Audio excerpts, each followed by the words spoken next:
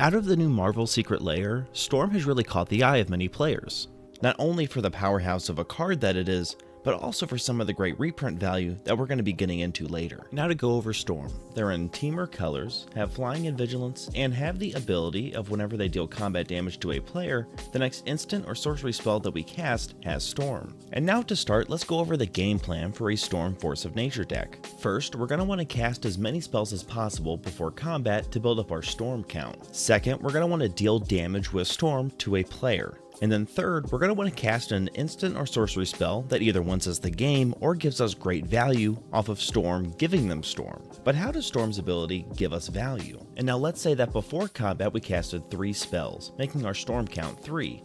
After we deal combat damage with Storm Force of Nature, we would then cast Lightning Bolt. Now off of Storm Force of Nature's ability, the bolt has Storm. So with our Storm count being 3, we would make 3 copies of the bolt. This means that we could deal 12 damage to someone's face directly, or we could divvy up the damage to take out 1 or 2 creatures. And now, a lot of generic value cards turn into real game changers with Storm's ability. For example, let's look at a green staple, Nature's Lore. On its own, it's already a great card ramp-wise, but with Storm Force of Nature's ability, giving it Storm can now mean that we can search for 3 or 4 lands, really getting us into the late game quickly. Another fantastic card is Growth Spiral. Off of Storm's ability, being able to draw multiple cards and possibly play multiple lands for only 2 mana is a great addition to a Storm deck. And now on the complete opposite end of ramp, we can take another one of the reprints in the Storm Secret Lair, Ice Storm, where depending on our Storm count, we can either take out some of the key land pieces that our opponents have, or just Armageddon the rest of the table. And now another great way of using Storm's ability would be to use spells that grant us extra mana. Seething Song could be paired with Storm's ability, and after a few copies, you're looking at around 20 or more mana that you could be using as early as turn 4 or 5. And now another fantastic card from the Storm Secret Lair is Jessica's Will, which is reprinted into Storm's Will. This gives us a fantastic option for card advantage or for extra mana. But the last reprint is probably my favorite for this deck, which is Manamorphose. On its own, it's a spend 2 mana to get 2 mana that lets us draw the card, but if we're able to give it Storm after combat, we could be drawing an insane amount of cards and also getting an insane amount of mana just by spending 2 mana ourselves. And now that we understand how Storm's ability works, now it's time to go over how to get a high Storm count. And now as stated before, mana positive spells like Seething Song are really great ways that boost our Storm count, but also gives us extra mana on other spells. Once we have a decent amount of mana, we can go into different cantrips like Opt and Preordain, which allows us to get extra cards into our hand for cheap, while also making sure that we're drawing the best cards possible. Having these low-cost spells that either grant us manage or give us card advantage really makes sure that we can get our Storm count up without running out of steam. And now one of the main issues of this deck is going to be making sure that Storm can actually get in and deal damage to our opponents. And now one of my favorite ways to get around this is putting in a lot of good spells that can give a creature unblockable until the end of turn. Now these not only help us deal damage with Storm, allowing her to get in and not be blocked, but also boost our Storm count whenever we cast them.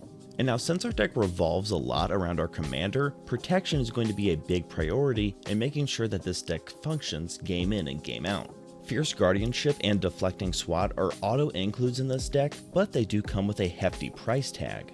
But using some of the cheaper counter magic will still work great here. And now being able to give Storm Hexproof or Shroud is also a great way to make sure that our opponents can't target her, and some of the staple equipment cards in Swiftfoot Boots and Lightning Greaves do just that. And from the Assassin's Creed set, Brotherhood Regalia does everything that you want in this deck. It gives Storm Ward 2, and also makes sure that Storm is unblockable whenever she is equipped. And so now that we have the basics down, what are some cards that can win us the game? Now starting with the classics, Grape Shot as a finisher works even better than usual with Storm. Storm's ability actually gives Grape Shot Storm again, which means that it will make double the copies and do double the damage that it would normally do. And now another great way to win the game is through extra combat spells. Overpowering Attack is a great spell for this deck, and now with free running, we can cast it for less mana if we deal combat damage with a assassin, or most importantly, with a commander. And since we're already wanting to deal damage with our commander, this fits perfectly in, letting us get multiple combat steps to end our opponents. And now is a good time to point out that Storm's ability does not state that it is only on our first combat each turn, but rather on every combat that we have. And now this means that if we're able to get a few extra combat spells off, we'll be able to use Storm's ability multiple times in a single turn.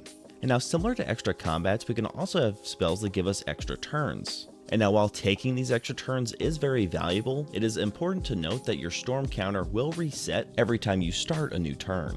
And now, on one final note, there are some cards that need you to sacrifice something or maybe even discard a card from your hand whenever you need to cast them, but that does not apply for the copies.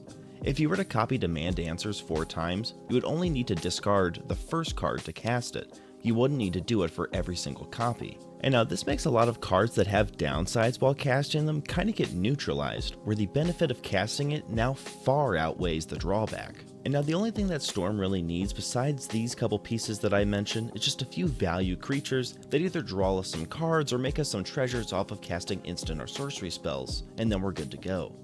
Oh, just throw in 1000-Year Storm just for good measure. And now be sure to let me know in the comments below what cards you think would work great in a Storm deck, and also be sure to like and subscribe. But until next time, have a good one.